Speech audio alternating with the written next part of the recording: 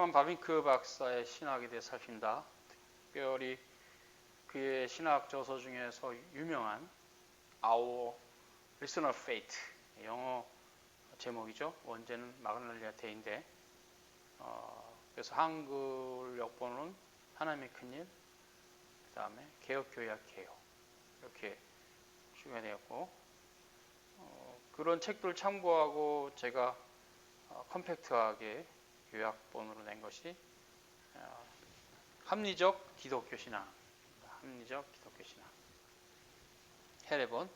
이 책을 중심으로 해서 바빙크의 신학을 간략하게 요약을 하겠습니다. 합리적 기독교 신앙 헤레본, 헤르만 바빙크 저서, 원제 마그날리아 데이, 영역본 제목 Our Listener Fate.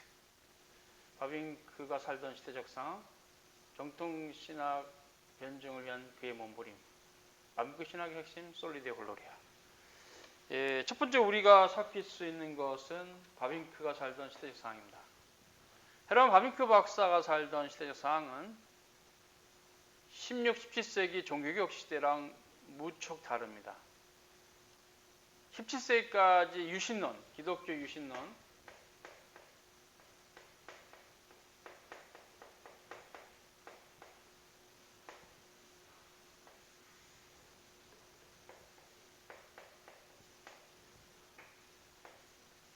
17세기까지 기독교 유신론이 사회적 구조로서 자리 잡고 있었던 그 시대에 대하여서 18세기는 전혀 다른 시대로 갑니다.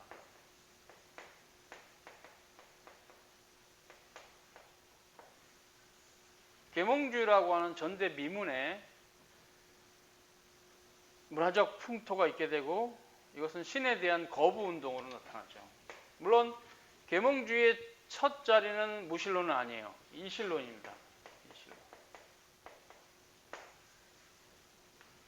즉 신은 존재하나 섭리하지 않는다. 모든 자연의 어떤 운행은 자연 법칙을 따라간다. 그렇기 때문에 지금 일어나지 않는 일들은 그때도 일어나지 않았다. 이제 그 대표적인 게 기적에 대한 것이죠. 사도시대에 있었던 여러 기적들, 또 모세 시대에 홍해가 갈라지고 이런 기적들에 대해서 계몽주의 영향을 받은 신학자들은 지금 일어나지 않고 있는 사건은 그때도 일어나지 않았을 것이다. 온 우주는 자연 법칙에 따라 돌아간다. 그래서 기적을 부정하는, 완전히 부정하는. 그러다 보니까 성경에 기록된 기적들이 의미가 없어져 버리는 아주 위험한 사색으로 가게 됩니다. 그래서 이런 부분에 대해서 바빙크가 살던 시대는 거기로부터 한참 지난 19세기, 20세기가 걸쳐있는 이 시대를 사신 분이었기 때문에 더더욱 다윈의 진화론이나 그 전에 이미 시간과 공간의 무한성과 영원성을 말했던 아이작 뉴턴의 고전역학의 사상들, 또 그런 고전역학의 사상들이 임마누엘 칸트로 이어지는 형태로 해서 철학화된 것, 이런 견고한 무신론의 시대에 헤르만 바빙크 박사는 우리 주님을 사랑하는 마음으로 신학을 했던 좀 그 시대 유일한 분이라고 할 수 있어요. 그래서 바빙크 박사가 살던 시대의 시대적 상황은 배교의 시대였다. 바빙크 박사의 표현에 의하면 대배교,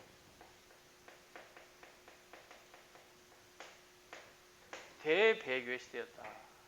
그래서 어느 누구도 학자라 할 수 있는 수준에 있는 자들이 하나님의 존재를 리즈너블, 합리적으로 변증하려고 하기보다는 세속화된 그 계몽주의 사상,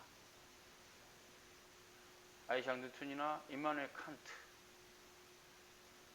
그리고 찰스 다윈으로 이어지는 그런 과학과 철학이 서로 간에 이렇게 주거니 받거니 하면서 형성했던 이런 거대한 무신론의 사상의 흐름 사조 가운데 있었어요. 상에서 그것을 따라가는 신학자들이 대부분이었어요.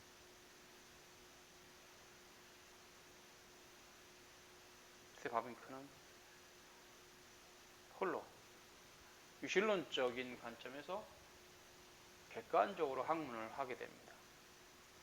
그러면 그의 학문적인 업적이라는 것은 거의 형언할 수 없을 정도로 굉장한 것이었고, 무엇보다 후대 정통주의 신학에 있어서 시금석이 될 만한, 현대 신학에 있어서 개혁주의 신학을 16, 17세기 정통주의 신학과 연결시켜줬던 몇 안 되는 인물 중에 하나입니다. 정통신학의 변증을 위한 바빙크의 몸부림은 대단했습니다. 그는 처음에 자신이 속해 있는 조그만 신학교를 갈 것을 생각했습니다. 왜냐하면 그가 가고 싶은 대학교, 레이든 대학인데요. 레이든 대학은 이미 모든 신학이 다 무너져서 자유주의 신학에 의해서 점령되었기 때문에 그가 가기를 꺼려했어요.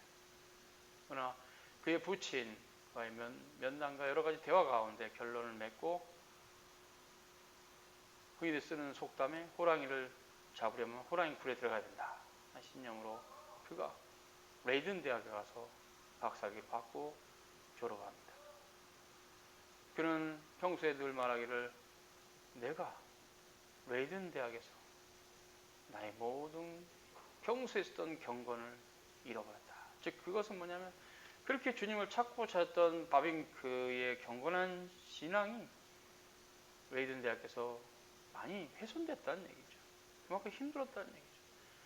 하나님이 없다는 객관성으로 무장한 신학과 싸우기 위해서 바빙크가 얼마나 지성적으로 고뇌했으며 번민했으며, 사도시대부터 17세기까지 연결되는 이 유실론적인 정통신학의 정당성을 신학적으로 확보하기 위해서 큰 노력을 했다는 것은 우리가 인정할 만합니다. 그래서 그의 신학이 성경적으로 잘 요약된 것이 마그날릴리아 대입니다. Our Reason of Faith. 마그날릴리아 대의의 그의 성경적 신앙 고백이 신학적으로 아주 잘 정리되어 있어요. 파라나이 개혁교회 청년들에게도 유익했다는 이 저서 마그날릴리아 대의, 이것에 대한 한글판 중에서